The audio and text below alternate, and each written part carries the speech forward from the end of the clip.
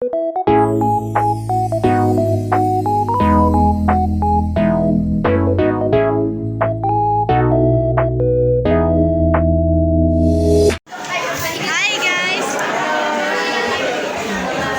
Welcome to my vlog. Welcome back to our channel. So, ako pong si Miss Yakin. Huwag po kayong magsawang pakinggan ng aking istorya. Hi guys! Ako po ulit si Yakin. So, sa kwentong ibabahagi ko sa inyo ay ang aking karanasan sa 4 na araw. 4 na araw yun na 4 na araw na bakasyon sa Baguio. So, ayun na nga, grabe, ang saya na makapunta doon. Bukod sa napakaganda ay may natutunan din ako doon. At syempre, may kasamang kilig. Joke lang. Tas alam niyo ba guys, as in, sobrang nakakamangha ang mga pailaw doon. Lalo din sa may botanical garden, grabe. Yung mga man-made na flowers, grabe, nakakamangha. Ngunit alam niyo ba, ang mas nakakamangha doon ay maraming aral ang natutunan ko.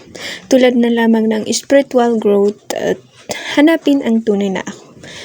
Doon na rin ako na nag-celebrate ng Christmas, 'di ba? Ang saya, tas nangangarap na may partner. Joke lang.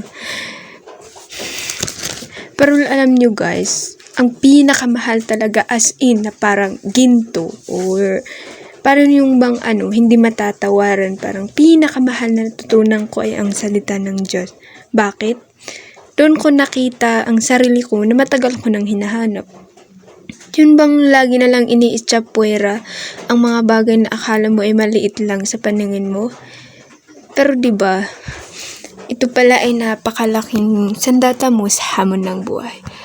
Parang doon ko na rin na unti-unting tinatanggap ang aking sarili sa kabila ng mga kabiguan na aking nagawa.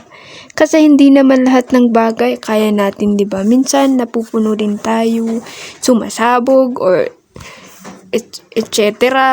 Kaya sulit talaga yung pagpunta ko doon na hindi nasayang. At saka, alam nyo ba, doon ko na rin naranasan ang maglakbay na mag-isa, kasama ang barkada, ganun, yung mga kasamahan. Tapos alam nyo ba, ang ginagawa namin doon, simple lang, kumain, matulog, at halos sa lahat ay yung pumupunta kami doon sa may simbahan upang makinig ng salita ng Diyos, mag-aral, or mag-reflect sa sarili kung ano bang nagawang tama at mali. Ganun lang. Tapos, kaya nga, ang sarap sa pakiramdam na ginagawa mag-isang mga bagay na kaya mo, na hindi na kailangan panggabayan ka ng magulang mo. Pero hindi ko naman sinasabi na porket kaya mo na is hindi mo na kaya, hindi mo na kailangan ang gabay ng magulang mo.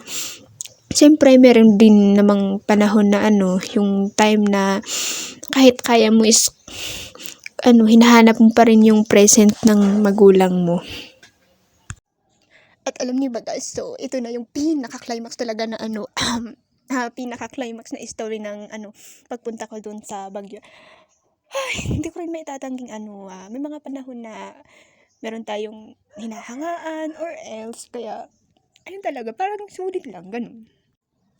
At bukod sa napakasulit, napakaganda, napakamangha at amazing kung tawagin, ay parang ang sarap balik-balikan ng mga lugar na kung saan marami kang alaala or memories na parang naiwan mo doon na gusto mong you will cherish it or you will feel the moment.